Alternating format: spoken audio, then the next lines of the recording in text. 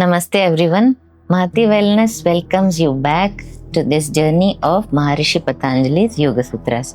In the last sutra, 2.4 of Sadhana Path, we understood that avidya, ignorance, is the fertile ground in which all other kleshas take root and grow in different intensities.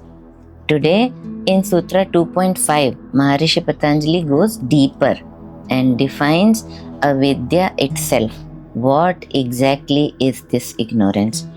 It is not just lack of information, it is a fundamental confusion about reality. The sutra is Anitya Asuchi Dukha Anatmasu Nitya Suchi Sukh Atma Kyatir Avidya. The meaning of the sutra is avidya is the mistaken belief that the impermanent is permanent, the impure is pure, the painful is pleasurable, and the non-self is the true self. Let's understand word by word meaning.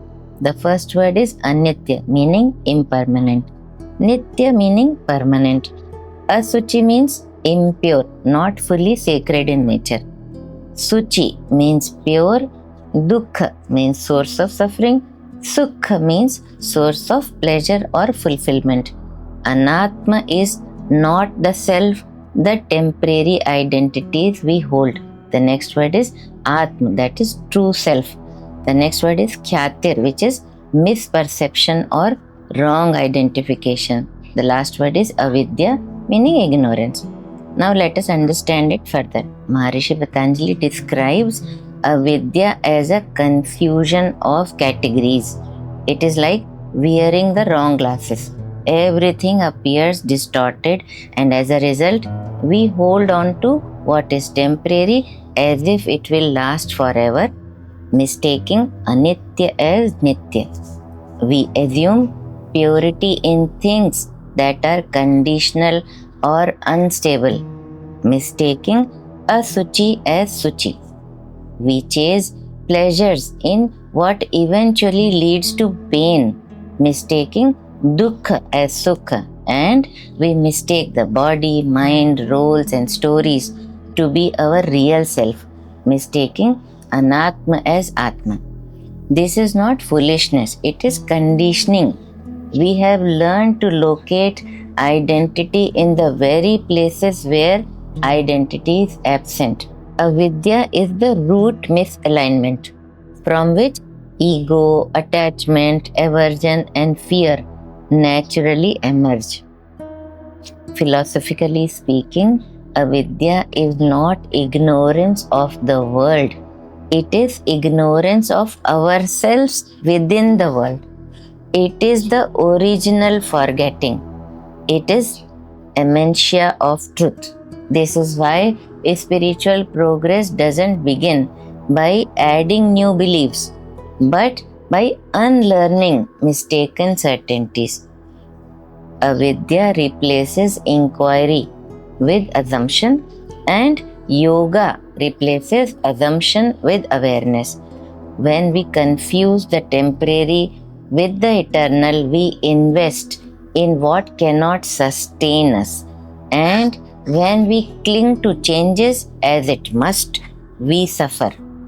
This sutra invites a radical honesty where I am expecting permanence from the impermanent. Let us do a practical reflection. This week, reflect gently. What am I holding as permanent? For example, roles, relationships, identity.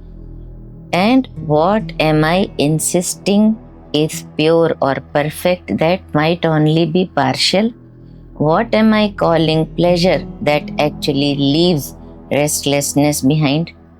Where do I believe this is me when actually it may just be a role, habit, or a story? These questions are not attack, they are compassionate inquiry. We don't fight avidya, we outgrow it.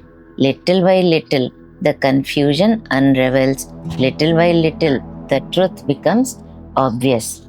In essence, Yoga Sutra 2.5 tells us Avidya is not darkness, it is shadow. Remove the obstruction and the light was always there.